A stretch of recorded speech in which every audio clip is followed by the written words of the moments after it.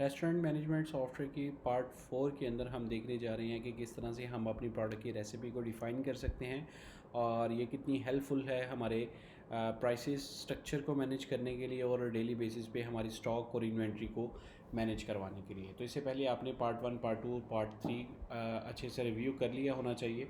और पार्ट 4 के अंदर हम जो है वो डायरेक्टली रेसिपी पर जाते हैं। तो रेसिपी के लिए यहाँ पर हम लिस्ट रेसिपीज़ में आएंगे, यहाँ पर हमें सारी रेसिपीज़ नज़र आएंगी। तो सबसे पहले हम एक रेसिपी डिफ़ाइन करते हैं। रेसिपी को डिफ़ाइन करते हुए हमने यहाँ से अपनी ब्रांच सेलेक्ट करनी है जिसके लिए हम ये रेसिपी बना रहे हैं और जो फाइनल प्रोडक्ट जिसके लिए हम ये रेसिपी डिफ़ाइन कर रहे हैं।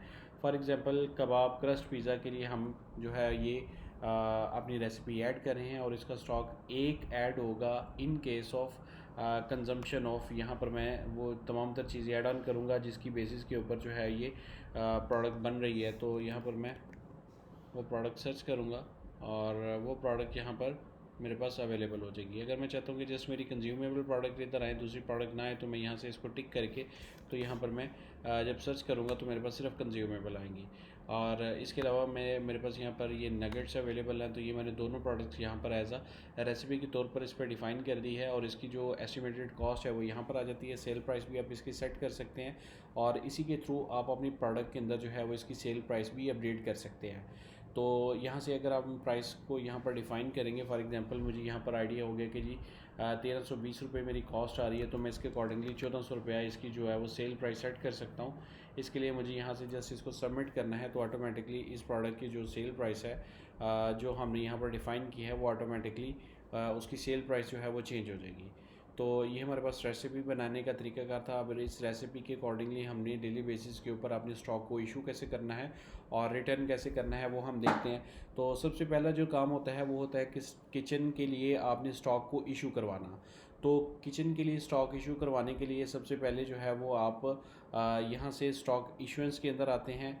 स्टॉक इशुएंस के सेक्शन में क्योंकि कंज्यूमेबल प्रोडक्ट है तो स्टॉक इशुएंस के थ्रू मैनेज होगी, तो यहाँ पर हम इस सेक्शन पे आकर यहाँ सेक्शन बटन से ऐड स्टॉक इशुएंस पे आ जाते हैं। यहाँ पर आने के बाद मैं कहता हूँ कि मुझे यहाँ पर सिर्फ और सिर्फ कंज्यूमेबल प्रोडक्ट सर्च आनी चाहिए। तो उसके लिए यहाँ पर मैं प्रोडक्ट ऐड कर रहा हूँ कि मैं आज जो है वो चिकन की जो मेरी प्रोडक्ट है वो मैं फॉर एग्जांपल 100 जो है वो केजीज़ जो है वो आपको दे रहा हूँ। नगेट जो है वो आज के दिन पे मैं टोटल आपको फॉर एग्जांपल जो है वो 25 दे रहा हूँ। तो ये मेरे पास दो प्रोडक्ट्स जो है वो यहाँ पर कंज्यूमेबल के अंदर ऐड ऑन हुई है और इसके अकॉर्डिंगली मैं इसको जब सबमिट करूँगा तो ये मेरी एक रेसिपी डिफ़ाइन हो जाएगी।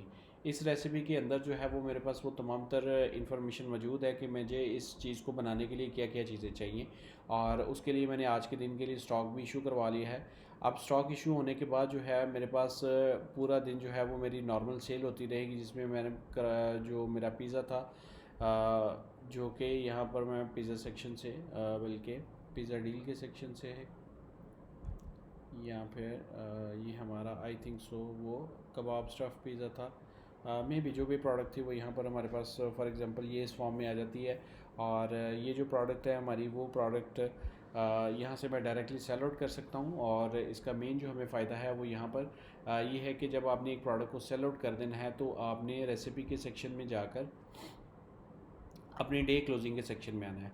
अब डे क्लोजिंग में यहाँ पर आपने एंडिंग डेट जो है वो फॉर एग्जांपल आज की डेट ही अभी की टाइम आप सेलेक्ट कर रहे हैं, इसको सबमिट करेंगे तो आज के दिन पे कौन सा स्टॉक कितना इशू हुआ था और उसमें से टोटल आपने कितना कंज्यूम कर लिया। कंज्यूम जो है वो आपका ऑटोमेटिकली कैलकुलेट हो जाता है सेल की क्वांटिटी के मुताबिक। तो ये मैंने इधर से इशू तो किया है लेकिन अभी तक इसको कंज्यूम नहीं किया। फॉर एग्जांपल मैं कह देता हूँ कि जी मैंने इसमें से 10 जो है ना वो नगेट्स यूज़ कर लिए हैं और यहाँ से मेरे पास जो है वो 20 मैंने चिकन केजी यूज़ कर लिया है। अब ये ऑटोमेटिकली बता देता है सिस्टम कि आपके पास इतने पीसेस वापस आपको आने चाहिए। और इसके अकॉर्डिंगली अगर मैं कह देता हूँ कि जी नहीं जी 15 तो नहीं आए, उसने मुझे जब मैंने काउंट किया तो 13 आए हैं, तो दो ऑटोमेटिकली वेस्टेज के सेक्शन में चले जाएंगे। और यहाँ पर भी मैं 70 कर देता हूँ तो 10 पीसेस जो है वो वेस्टेज में चले जाएंगे। अब ये मेरे पास जब डे क्लोजिंग करूँगा तो डे क्लोजिंग करते हमारी ऑटोमेटिकली ये जितनी रिटर्न की क्वांटिटी है ये दोबारा से स्टॉक में इन्वेंट्री में ऐड हो जाएगी। जिस वक्त हम इशू करते हैं तो इशू करने के साथ वो ऑटोमेटिकली जो है वो स्टॉक के अंदर से आउट हो जाती है और जब हम इसको डे क्लोजिंग करके उसको क्लोज़ करते हैं तो ऑटोमेटिकली वो यहाँ पर हमारी जो जितनी भी हमारी क्वांटिटी होती है जो इजाफी अवेलेबल होती है वो वापस स्टॉक में रिटर्न चली जाती है। तो ये हमारे पास कंज्यूमेबल प्रोडक्ट विद रेसिपी का जो है वो इंट्रोडक्शन है। और इसके साथ साथ आप अगर आप ये देखना चाहते हैं कि मेरे पास डे क्लोजिंग डिफरेंट डेट्स के अंदर क्या क्या हुई थी, तो उसको आप यहाँ से डिटेल में भी चेक कर सकते हैं। और इसके अलावा आपका कोई क्वेश्चन हो तो वो आप हमें कॉल करके हमारे से डिस्कस कर सकते हैं।